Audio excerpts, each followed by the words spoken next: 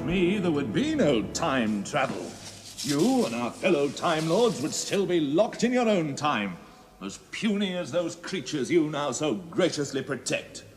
You knew your mission was dangerous? Dangerous, yes, but I completed it, and I did not expect to be abandoned. Many thousands of years ago, when I left our planet, all this was then a star, until I arranged its detonation. You were the solar engineer. It was your duty. It was an honor, or so I thought then.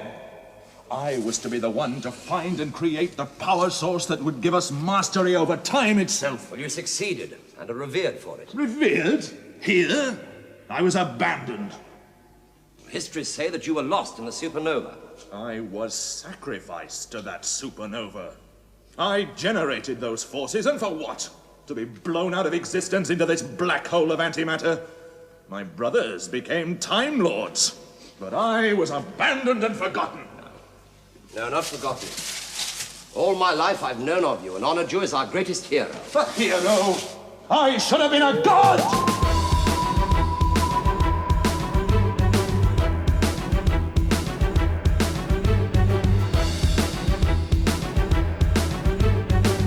Hello and welcome to Who Watches Who, a Doctor Who podcast with me, Matthew, and as always, I am joined with... Hello, I'm Scott. Hello, Scott. We are continuing our deep dive into the 10 Doctors this week. 10 Doctors? There's 10 of them. There's 10 Doctors in this episode. It's the 3 Doctors, which is the 10th anniversary. That's what was in my head. It's not what came out of my mouth. So we are, I don't know how much preamble you've got here, Scott. I don't really have much preamble. If you want to listen to the making of, the behind the scenes, the on this day, go back and listen to last week's episode. I don't know why you would start on parts 2 and 3, with our parts 3 and 4, without listening to parts 1 and 2 first. Really, it's your fault. But basically, I'm ready to start diving into episode 3 of these 3 Doctors. That's the name of it. As soon as you are. Yeah, so am I. Episode 10 of the 10 Doctors. Episode 10 of the 10 Doctors. Here we go.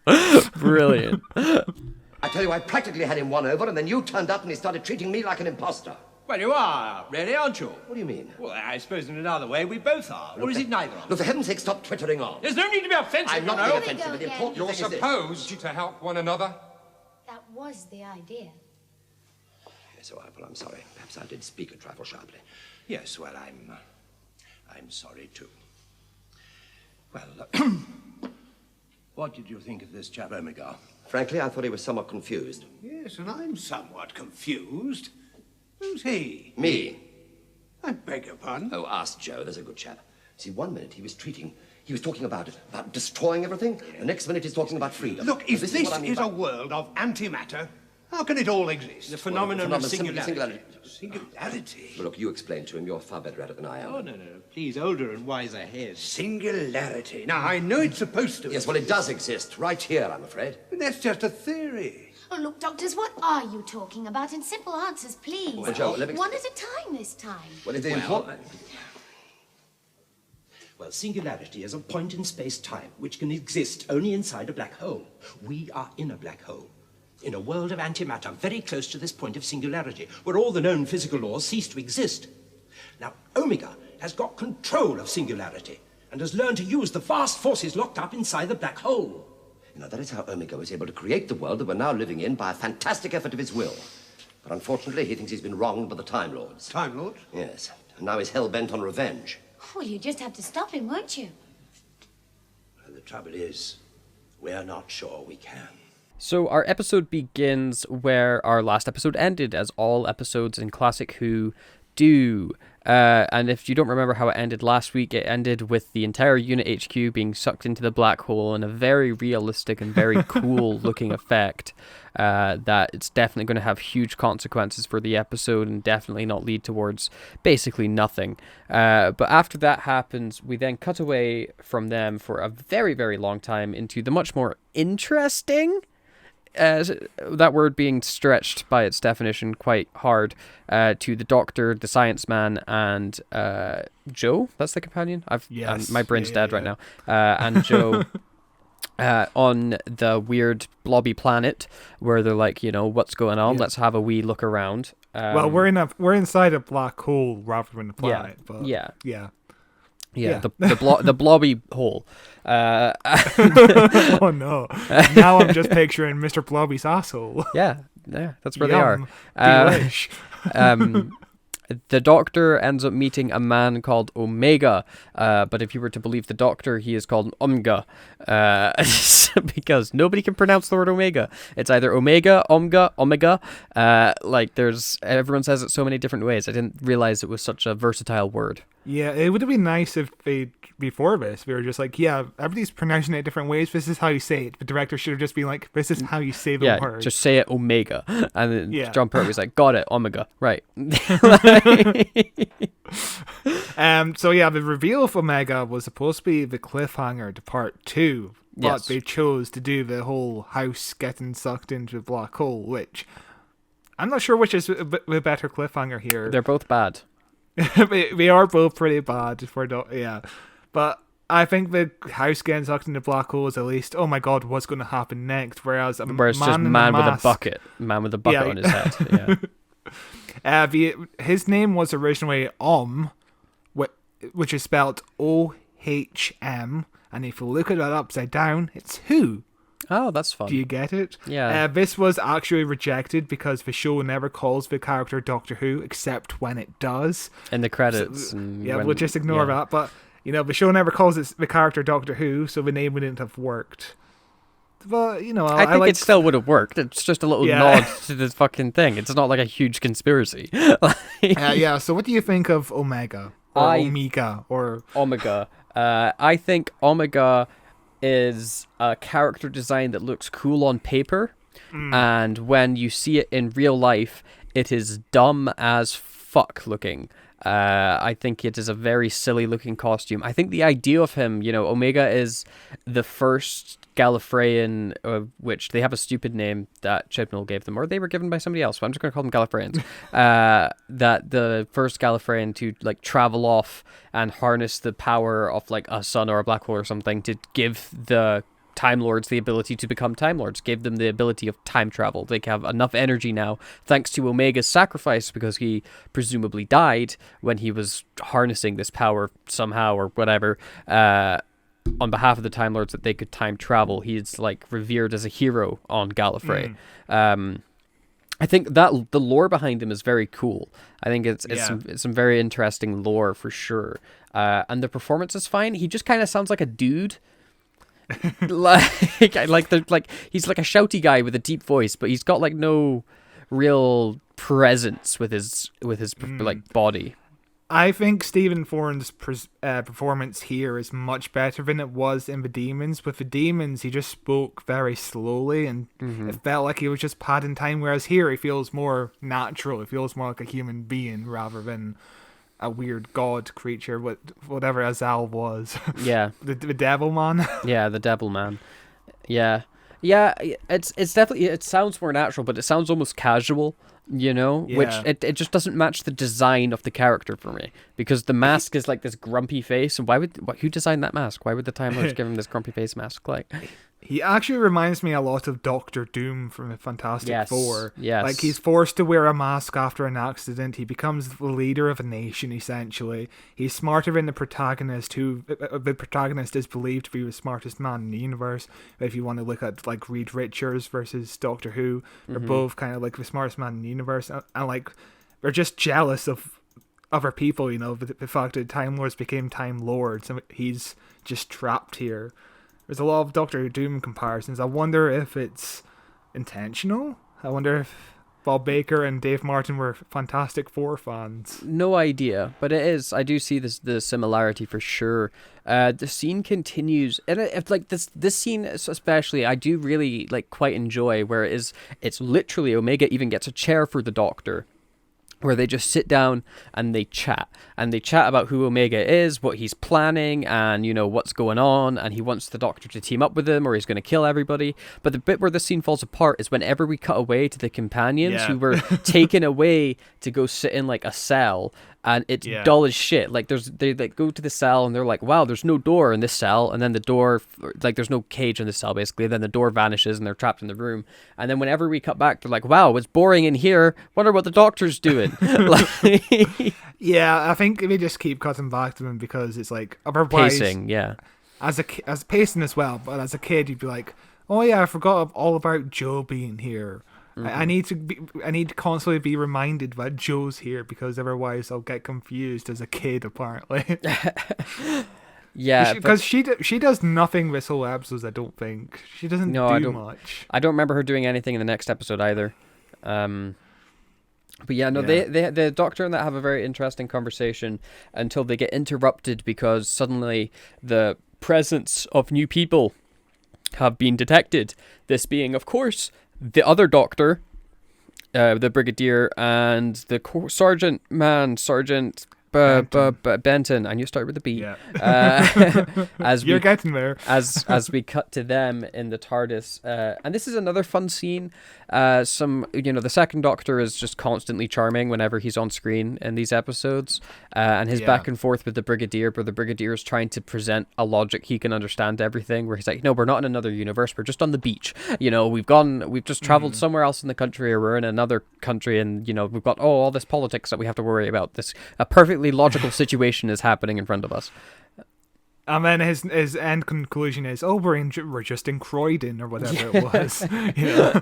I think the second Doctor actually steals the show for this episode. Otherwise, I think this episode would be less remembered as it is. Yeah, I think every scene with the second Doctor is just absolutely classic because Patrick Troughton feels like he just never left the role. Yeah, he's very, very fun to watch.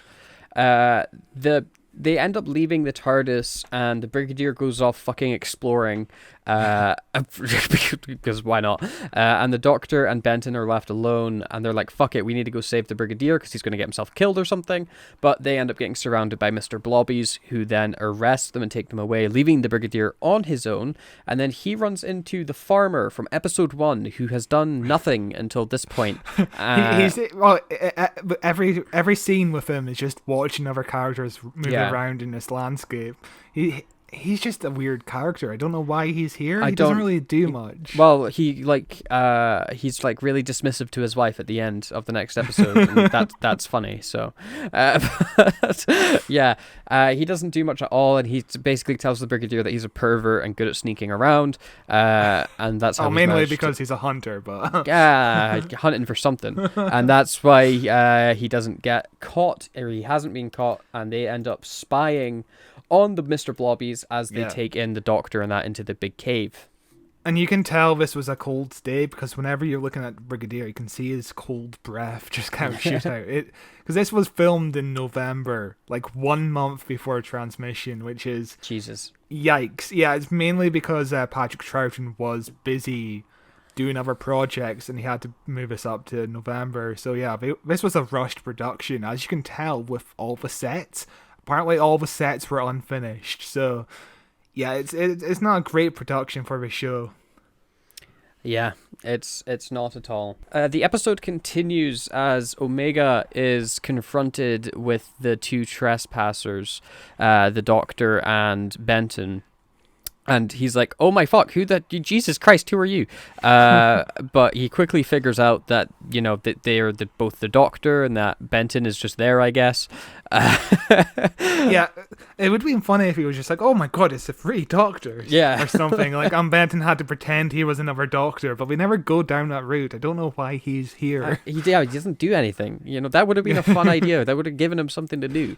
Where he has to try and sound smart and pretend to be the Doctor, The whole concept of Omega is kind of wasted here. I feel like it's an interesting concept, as you said earlier, but he's only made one more appearance in the show since this episode, The Arc of Infinity, where he's briefly played by Peter Davison, by the way. Interesting. He's constantly mentioned throughout the show, but only as like a concept rather than a person. I feel like I do wonder if he's ever going to come back to the actual show. He's made a few Big Finish appearances. He's had his own comic series which acts like a prequel to the Three Doctors.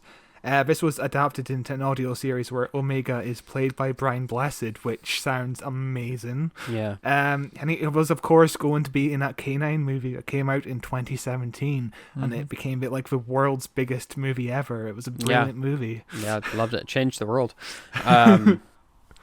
But Omega is like, oh no, the two doctors are here because the Time Lord's trying to stop me. You're on like you're like all lying to me. You're here to try and like prevent me from doing what I want to do. I'm going to go lock you up and, probably kill you later or something. And they all get locked up, but he just locks everybody up in the same room. Yeah. Where they can like plan and like connive. He doesn't separate them. He's just like everybody in the same room, please. Yeah, you can be arsed building another fucking set.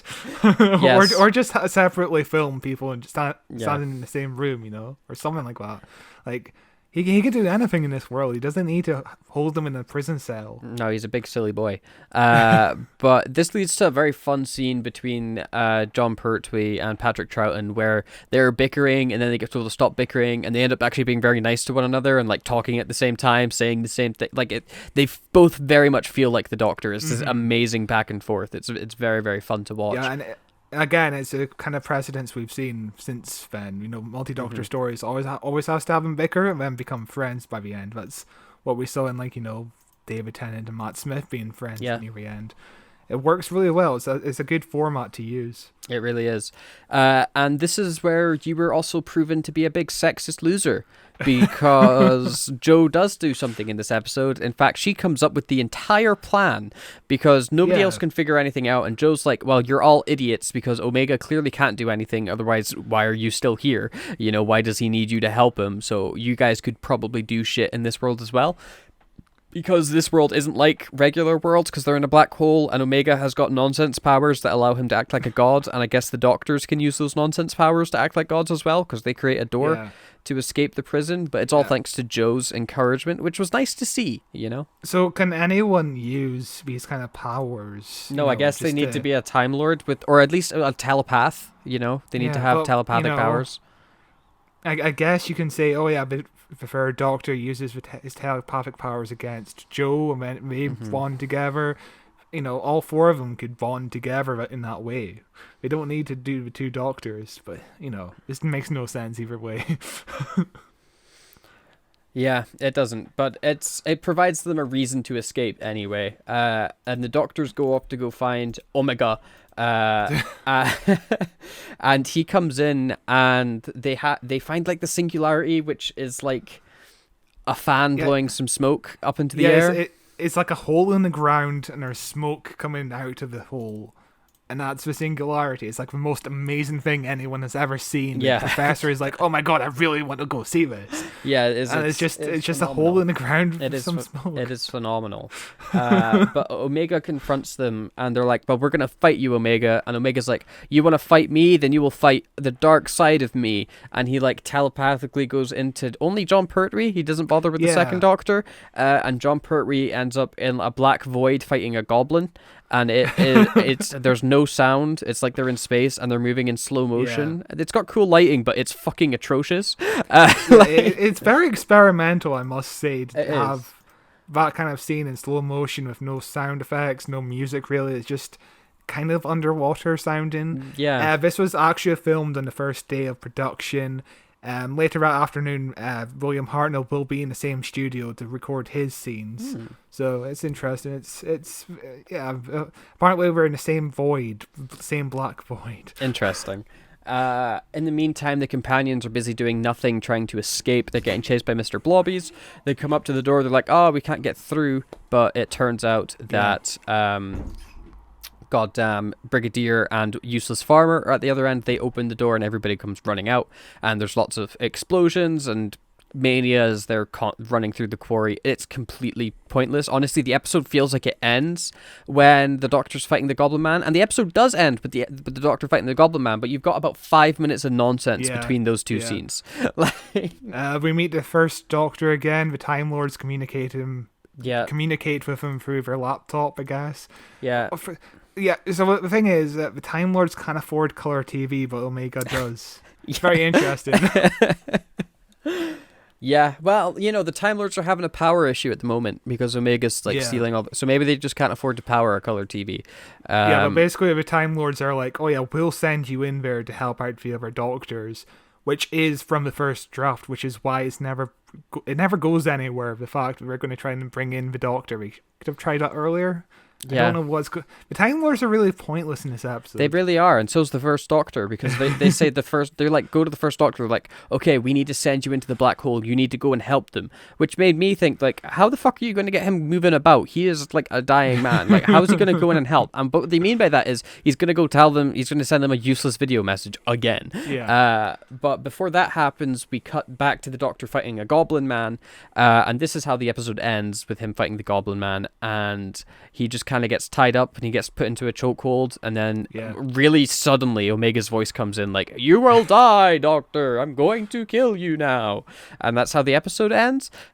We've gone through this episode really rather quickly because it just introduces Omega, explains who he is, and then ends. It's at least a little bit more plot than episode 2, I must say. Yeah, but barely. It's more plot in that it's introducing the villain right before he gets defeated in the next episode. You know, we got our big action set piece of a Doctor fighting in slow motion. This whole episode is a bit of a miss for me. it is for me as well. It's entertaining enough. It goes by relatively quickly, but it's just fucking nothing happens in it, and that's the issue with so many of a lot of Classic Who middle episodes, where it's you're just trying to get to the end so that you can do the stuff, but you have to fill 20 minutes, so you're just talking shit. And with Dave Martin and Bob Baker, it's just none of it makes any sense because we're not science people. They don't have like a scientific advisor or anything. So it's just complete nonsense about black holes and life living in black holes and magic tricks, and I don't understand what the hell is going on. Yeah, I don't get it either. In the grand scheme of things, it doesn't matter for the episode story at all, because the episode story is I will say episode 3 does have the advantage of having the two Doctors back together. That is better than episode 2 where we're just separated. And better than episode 1 where it takes like 20 minutes for Patrick Troughton to show up. It does have the best, the most Doctor and Doctor action that you'll ever see. That sounds like a porno. But shall we jump into episode 4? Oh boy, yes. Oh boy. What are you doing? I am in haste to be gone! We cannot remove the mask, Omega. Because beneath that mask, there is nothing left of you. Corrosion has already done its work. What?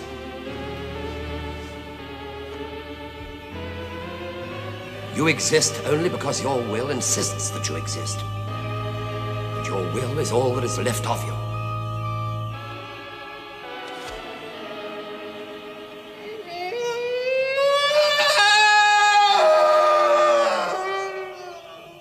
So episode 4 begins, believe it or not, immediately where episode 3 ended, with John Pertwee being straddled by a goblin.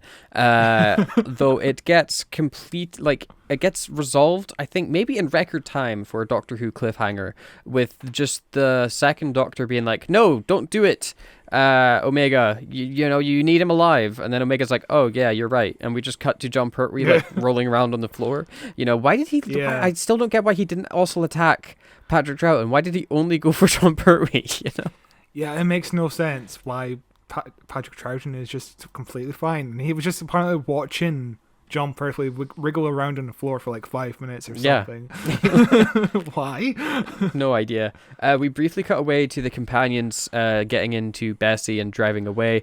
That'll be important later. No, it won't. It's basically just them going back to Unit HQ when we go there. What we get from that scene is, we have to go back to Unit HQ. That's all we get from that scene. Apparently there was supposed to be a scripted explosion, but they decided not to do that. I guess budget reasons. But Instead, it's just a pointless scene. It is. But then the scene with Omega really continues, and oh boy, is he a talking man. As he is talking and talking and talking about the use of the singularity, how he can will anything into existence, how he's a god, but he can't will himself out of this place because he's so cool. But this place is like built up because of him, and if he was to leave, it would fall apart and he would lose the singularity, so he can't leave. But he's also in charge. It makes like no sense, but don't worry about it. He's basically made himself into a prison accidentally. And what the second Doctor takes away from that is, oh, you can make anything. Can you make me a recorder, please? I would love to play some music. Which is a very great bit of levity. Yeah. Before we started recording part 1, I was like, unironically, the fucking second Doctor and his recorder is the most important arc to this story. And it really is. It really, really is. We find out that he's like bothering to ask about the recorder to really piss off Omega because he's got a short fuse, and it gives them time to... He's basically just stalling so that they can try and come up with a plan. There's a really weird bit when he's explaining that Omega just turns around. Like, he's just talking, and then he's like, okay, I'm done talking, and then he turns around to stare at a wall for a solid 30 seconds before turning around again. No, he does a lot of turning around to the wall or the camera while the other doctors are just standing in the background. Like, yeah, he just does that for dramatic he just purposes. Loves it. He's really. very dramatic. It's like he And should be also- on stage with how dramatic his performance is. And also the screen wobbles sometimes. It's like Movie Maker. Yeah. I think Omega might possibly be one of the most monologue-y villains in Doctor Who history. Maybe Sacha Dhawan's Master is up there as number 1. Maybe Omega is number 2. It's a close race for sure. Omega then goes on to explain, he's still talking, that his plan is for the Doctors to take his place in containing the singularity while he goes back into the real universe to basically reap revenge on the Time Lords. And the Doctors are like, okay, I guess we'll agree to that for now, as we try and think of a plan. And then Omega's like super chill for ages, and he's like, awesome, well, you guys are going to need these cool masks. You'll make your own ones. You'll get them later. It's fine, I'll just show you around the place. If you guys could help me get my mask off, it's kind of stuck. And then we get an interesting effect. It's impressive for the time. Yeah, it certainly is impressive for the time. It's not as impressive now because you can see the chroma key effect in the arms as well, but it holds up pretty well, I would say. Yeah, basically, they open up his mask and they're like, oh shit, and close the mask again and say that they cannot get rid of it because Omega doesn't exist. He is completely been wiped out by the singularity. He's only there because his will is willing him to be there. It makes no sense, but basically he's a ghost man. He talks about his fucking will about 500 times in this episode. He really does. But he takes off his own helmet, and then we get a very cool effect looking over, like he's like a headless man, and we see the 2 Doctors behind him underneath his arms. It's very fun. Yeah. It's very fun. I'm sure that effect is like the number 1 memory people have of this episode as kids. This was probably very impressive for the time. Nowadays, I've done this effect before in my own personal film, my short film at college. It's not my own film. I'd be somewhere else if I had made films, but it's a very easy thing to do now. But for 1972 on a BBC budget, I imagine it was very difficult to do this. Oh, absolutely, yeah. And it's very fun. It's a very fun looking effect for sure. But basically this makes Omega get really pissed and go like, well, I'm just going to fucking destroy everything then. Fuck it. And the Doctors just kind of run away. They like have no resistance. There's no door trappings. There's no blobby creatures. They just escape. They just bolt and it works. Omega definitely has like a big temper tantrum. And also one thing I realized while watching this episode, whenever they cut to the corridors, it reminds me of season 3, episode 1 of The Boys, where one of the characters is inside a penis.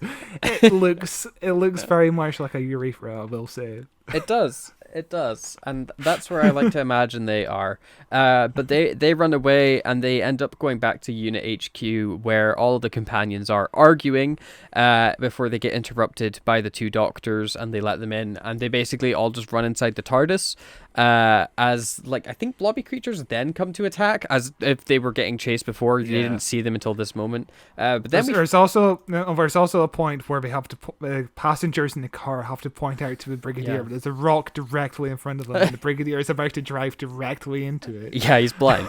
But everybody ends up going into the TARDIS, and we see that Omega's a fan of watching Doctor Who, as he's got on the exact shot that we just saw on his security camera, and then he turns to the camera and says, "I'm going to destroy your universe," which is a fun, I guess, a fourth wall break.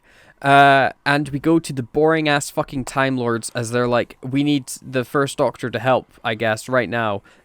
For some, even though we said that last time, we're just reminding you that we're sending the First Doctor to help right now. Okay, bye. And the Time Lords are essentially sitting in the dark at this point. We're just basically waiting for the episode to end. Like half our crew have just left because they're so bored of this episode.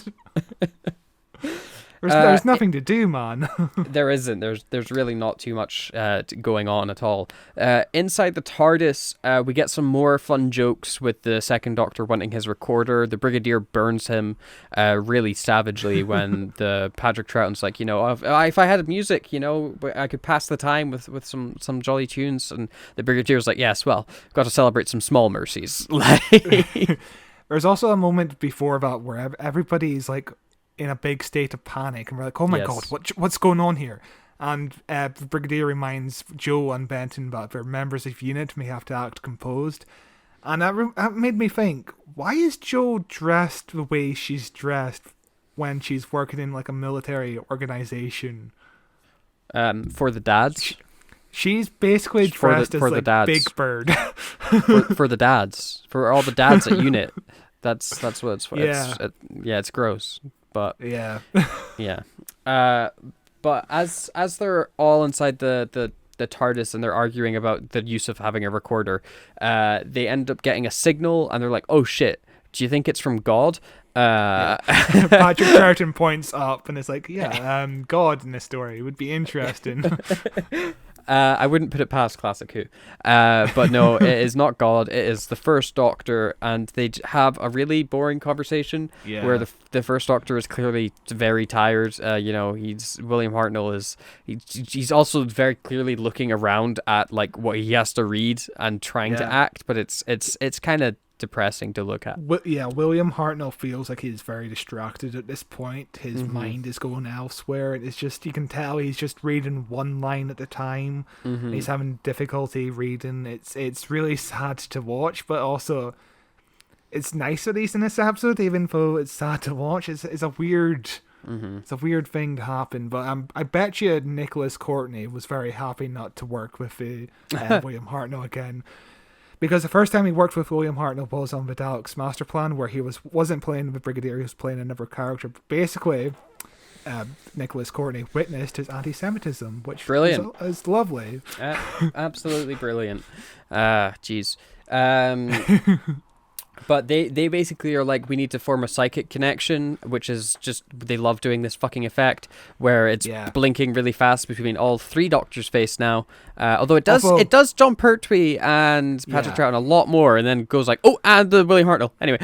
It feels like every like sixth shot is of William Hartnell rather than every third shot. Obviously, it was harder to link up the shot of the First Doctor because it was filmed on a separate day in a separate studio, and it was harder to do that transition. And basically, William Hartnell looks like he's just going to sleep, basically. He really does.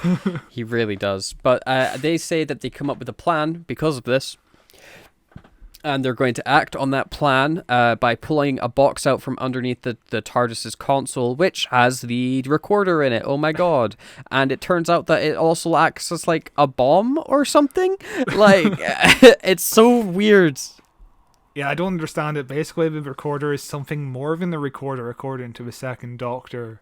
And it's like, was that ever established before? And the Second Doctor really wants it, and the Third Doctor's like, no, you can't have it because we need it, and I will buy you like 100 million more recorders. And it's like, I kind of like that line because it makes me think of each Doctor giving themselves Christmas or birthday presents every year. Yeah. The first Doctor, we also see him again very briefly for no reason at all as we go to Gallifrey, and the Time Lords are like, "What's happening?" And then the first Doctor goes, we have a plan, and I'll tell you when it works. Okay, bye. It's honestly, it just feels like a wee filler scene for no reason. Yeah. I can't remember if William Hartnell ever comes back in this episode, but I guess we'll find out as we continue on. I with think this episode. I think he comes back at the end. I think Yeah. to say goodbye to everybody, like what the second Doctor does. It was probably very awkward. We'll find out. Yeah. The episode continues as the Doctor and all the companions use the TARDIS to travel back to Omega. And they're like, "Hey, Omega, we're here to be your best pals." And he's like, "No, you can only be my best pals if you stay here with me forever, and we can hang out and play board games and maybe practice kissing and you know, have a fun time together." And the Doctors agree to this, and Omega's like, "Okay, cool, I'll send your companions home then, and just be thankful that I'm being this nice, you know, and that I'm being this cool."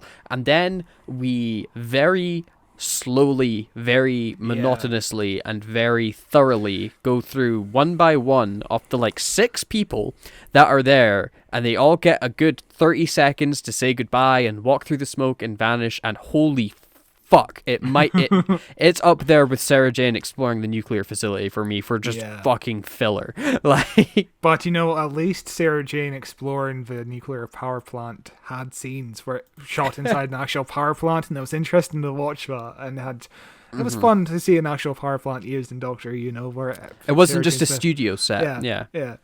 But yeah, we basically filmed 2 minutes of footage of just smoke. So we cut from the smoke in the studio, and we then cut back to pre-film smoke. You can tell that he did it, but it doesn't look too bad.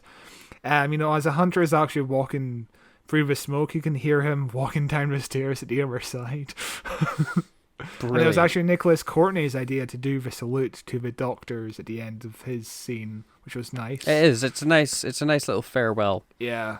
Which reminds me of when he becomes a Cyberman and the Doctor finally salutes him. What a great moment! The worst scene. That's so good. I loved it. I don't like the image of Nicholas Courtney's mutilated corpse inside of my head. It feels weird. It feels whatever happened to Cyberbrig. You know? He exploded. Did he? Yeah, at the end of the episode, they like all the Cybermen that were corpses like rock up into the sky and explode. I don't like that episode. That episode was so shit. But Can't wait to cover it. But it was the reveal of Missy, and I really liked all that stuff. You know, the reveal of Missy after 8 weeks of us going, this character is probably the Master. But it was great. You know, but what's even better is what happens next in this episode, where the Doctors are like, "Cool, now that we're hanging out, Omega, and we're just here, this is a cool gift and you have to take it. It'll make you free. You have to take it."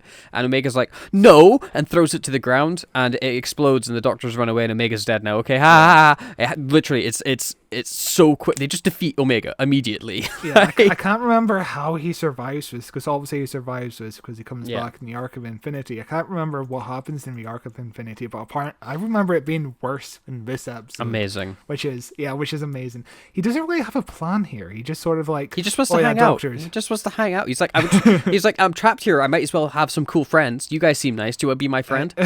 He's basically like, I want you to replace me in this weird void, and I go out and kill the Time Lords. Yeah. Which would have been an interesting concept if he escapes and the Doctors are trapped in there, and he's going around, you know, killing the Time Lords and shit. That'd be interesting to watch. Like, it would be. Him back on Gallifrey. That would have been so much more interesting. Yeah. And the Doctors having to escape this, but instead it's just...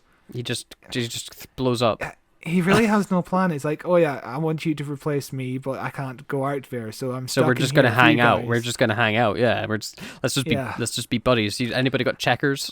Yeah, and his plan is like, oh, I don't want to be lonely, but I'm gonna leave you here, 2 smart people who can easily overcome me at any second. If he was just like, oh yeah, you can just go home now, it's all over, he would have been fine. He would still be alive. He could kill himself if he wants to. Yep, or make his own Doctors out of thin air. Yeah, it's really dumb. It's really dumb. It also doesn't make sense why the Doctors don't just throw the bomb on the ground. Why they need to make Omega throw it onto the ground? Like, why don't they just go into the TARDIS? Why did anybody get out the fucking TARDIS to begin with? Why did they not just like tell teleported back to the fucking bit where Omega's at, and then open up the doors, throw out the bomb, and close the doors again. Nobody leaves the TARDIS, Omega explodes, and they get zapped back to their reality anyway. Why the fuck do we need this long goodbye for everybody? It's so dumb. And also, like, what if Omega didn't send them all back home? And the doctors are just come back to Earth and are like, oh fuck, they sent them somewhere else. Like, there's no indication that they actually go to Earth. The doctors are. They just take it on goodwill. Yeah, they just trust. Yeah, because if I was Omega, I'd be like, I'm not going to send them to Earth immediately. I'm going to figure them out first. I'm going to see if there's a trap or anything. You know, it feels dumb. It feels dumb for apparently a very smart character who's smarter than the doctors. It is extremely dumb, for sure. But Omega is defeated and everything is okay. We cut back to Earth where they're like, oh my god, I can't believe the Doctor's dead. The Brigadier's got a great line where he's like, you know, he's the greatest man I ever met, both of them, which is... Yeah, he says, wonderful chaps, both of them. And when in the Five Doctors, about 10 years later, he says the line, wonderful chaps, all of them. Oh, nice. Referring to the Five Doctors. It's a continuation. Yeah. I wonder if... he probably says it a load in Big Finish. It's a quite famous line. Yeah. I do like the transitions as everybody's teleporting back to Earth. They kind of just jump in place, which is really cute. It's very YouTube vlog, early YouTube, like, oh, I'm here. Like, but then they get a Skype call from the First Doctor, who's like, I'm not done talking. As he just goes on to say that he's really, like, he doesn't look forward to the era of Doctor Who without him, because they're all idiots and they're buffoons, and the entire time we see the camera and the reflection of the TV, it was really distracting. And then he just nopes out. He doesn't even say goodbye. He just the TV just turns off. Like, yeah, they don't really give him a good final line. No, like, we could have written a little speech for him. Like a speech that compares to, like, one day I shall come back, or something like that. A nice little speech to end his, because obviously he was dying. You could have given him a nice little speech. Instead, he just kind of like, nah, I'm out of here. To be fair, I don't know if he'd be able to manage a speech. True, but like just a goodbye, speech. just a nice goodbye. Like, yeah. But the First Doctor and the Second Doctor and the Third Doctor do have a nice goodbye to one another, though, where they're pals now. They shake hands. They're like, oh, it's been a pleasure, and they end up... John Pertwee's like, I hope I don't meet you again, or something like that. But also, in Big Finish, they've apparently already met, because, the Big Finish just came out of a release with this Third Doctor set in season 7, so the Third Doctor's already met the Second Doctor. Multi-Doctor stories that you don't remember. Like, I know, but it feels weird in the canon. Yeah. Canon, in quotation marks, because what is canon in Doctor Who? It feels weird that the Third Doctor's already met the Second Doctor. Yeah. But we do get some lovely goodbyes from everybody else. We get a very fun one with the Brigadier and Benton, where the Brigadier's like, come on, we've got to go take stock, see if anything's missing. And Benton's like, what do we do if something is missing? Where the fuck would we say to anybody? Really useless science guy is like, I'm not going to tell anybody about this, goodbye, and leaves. Yeah. I do like how the characters kind of acknowledge that nothing makes any kind of sense, and they can't explain what the fuck just happened. They just kind of have to accept it and move on. But we do get a very interesting bit at the end of this episode that sadly isn't the end of the episode. They decide to end it on a really weird note, which we'll talk about in a second. But before we get to the ending of the episode, there's this great bit where the weird little globby machinery appears on top of the TARDIS's console, and the Doctor's like, oh my god, the Time Lords have forgiven me. I'm allowed to travel through time and space again. I've earned their trust back. My TARDIS is going to work properly. We can go on actual Doctor Who adventures, which is very cool. This is not Pertwee's last season, is it? He's got another one after this. No, he's got another one after this. He basically leaves after... He basically makes a decision after this season to leave, because this is Katie Manning's last season, and Roger Delgado will die in like a couple of weeks, and he'll be like, John Pertwee basically left because his friends were leaving and he felt sad. Basically, same way that William Hartnell grew unhappy with the role. Yeah. Basically, he grew attached to the cast and crew, and he felt sad that they were leaving. Yeah. But yeah, this was basically the reason this episode was made in the first place, just to allow the Doctor to travel in space and time again. Basically, Barry Letts and Terrence Dicks weren't happy with the decision to make the Doctor land on Earth. They knew it was for a good reason, obviously, because making a show in colour would have been a big budgetary increase if he continued to travel around every week. If it helps when we're in one location every week as compared to that. Obviously, it's nice to see the Doctor back in time and space. Imagine if this was kept throughout the entire show. He never could. He could never do anything outside of Earth. Like, imagine if his show was cancelled after season 9, and when it came back, would the Doctor still be on Earth? It'd be interesting. Yeah, I don't know.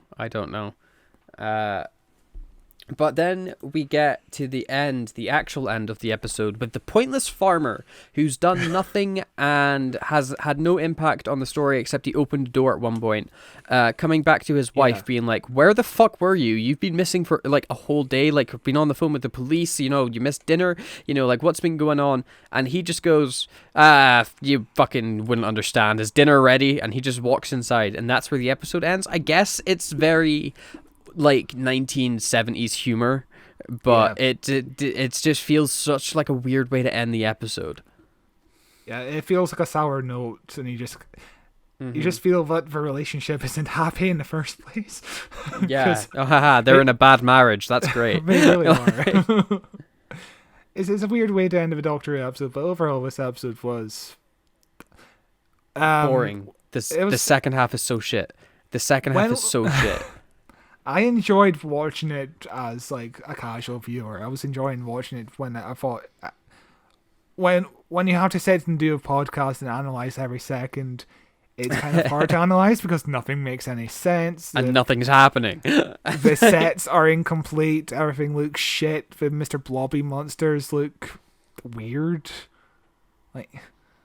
This whole episode was a mess in terms of podcast analyzing, but I enjoyed the scenes of Second Doctor. But yeah, I think that this episode is mixed. I really like the first half. I like the Doctor shenanigans, and then the second half where it's like, and we're going to say goodbye to everybody, and also we win, feels so rushed. Like, they crammed so much in the first 10 minutes, and then those last 10 minutes they just run to the fucking end. But it's not terrible. It is entertaining. Like, it is like, it's fun to watch, but it is just fucking dull. Like, I do like the introduction of Omega or whatever you want to fucking call Omega, whatever you want to fucking call him. There's so many pronunciations in this episode. I do like his introduction, but we don't really do anything with his character outside of the concept that he created time travel and he's stuck in this universe. And I do like being introduced to the concept of, somebody did invent time travel or found time travel. Yes. And we don't go in a convoluted route. We don't kind of like ruin the show's mystery, because you don't ever find out how he exactly created time travel or found it. Because I think Chris Chibnall could have gone crazy with inventing new lore about time travel if he could have had the chance to, Yeah. It's an interesting bit of Doctor Who lore as well. It's like, Omega is an interesting bit to add to the quote unquote canon of Doctor Who. I don't think it hurts the canon in any way. I think it actually adds to it more than it takes away. I'd be down to see Omega come back. I'd be down think it'd be to see interesting what modern writers can do with that concept of a character. Because there's a great concept there, but I don't think Bob Baker and Dave Martin are the strongest character writers. It's definitely a good setup for a villain, a spiteful Time Lord who gave the Time Lords their power, their gift, and is like shunned for it and is trapped in this fucking hellscape. Like, it is a very interesting idea. Yeah. This is a villain I could see the Doctor teaming up with the Master to defeat, Yeah. That could be a fun episode to watch. Yeah, I think it would be a very fun episode to watch as well. But yeah, that basically brings us to the end of our Three Doctors deep dive. In overall, I think it's a fun story. It's a fun multi-Doctor story. That's really it's the Two Doctors, not the Three Doctors. It's nothing too serious. It's lighthearted watch. It's a fun way to kick off season 10 for sure. It's an interesting way to kick off season 10, I think. Yeah, and as you can tell, this is a short ass episode. I think this episode is going to come out to like 15 minutes. Maybe 15 minutes. Yeah. It's a short episode of Who Watches Who, but there's not much to talk about throughout this episode. It feels like a lot of filler and just people talking, basically going over the same points over and over again. Every scene with Omega is basically pointing out the same points over and over again. It's very repetitive and just not too interesting, but when you're watching it with like a bowl of popcorn or something, it's very fun to watch. Not fun to analyze. Yeah, absolutely. I completely agree. But that does bring us to the end of this episode, Scott. So, what are we doing next week? Next week, we've got the news, and there's... Oh my god, it's been a bit of a slower month, but there's still some news. There's still some good news to go over. I mean, what are we doing after that? Do you have a list? No, that's you answer those questions, not me. I think after that we're doing Thin Ice, because we're doing a Christmassy themed month. We're professionals. This is episode 70 something. We definitely have this structured. I'm not pulling up our thing. We are doing, yes, you are correct. We are doing Thin Ice because as we enter December, we were like, let's get snowy, let's look at some snowy episodes of Doctor Who, and we are starting with Thin Ice. December is a chilly time. I'm looking forward to it. I guess we kickstarted our Christmas themed month with Omega in his Christmas cave. Yes. But until then, you could send us an email at whowatcheswhopod@gmail.com, and we will read it out next week on our news episode. If you have any thoughts on the Three Doctors, any thoughts on Doctor Who in general, or any thoughts on the news in general, what theories have you got for upcoming seasons? What's going on in that brain of yours, Paul? Yeah. Send us an email, whowatcheswhopod@gmail.com. And also rate us 5 stars and wherever you're listening to this podcast. Go on YouTube, give us a like, subscribe to us, do whatever you got to do to listen to our podcast, because we'd really appreciate it. Some 5-star ratings, Give us your thoughts on this podcast. We really would. We are available on YouTube at Who Watches Who Pod, or if you just search Who Watches Who, you should find us. Our SEO is pretty decent. On Twitter, you could find us at Watches Doctor, and on Facebook, you can find us at Who Watches Who. You can find me on Twitter at Cloth223. You can find me on Twitch at something orange. I promise I'll stream again at some point. He lied.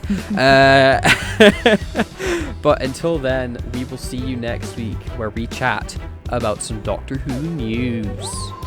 Bye. Bye.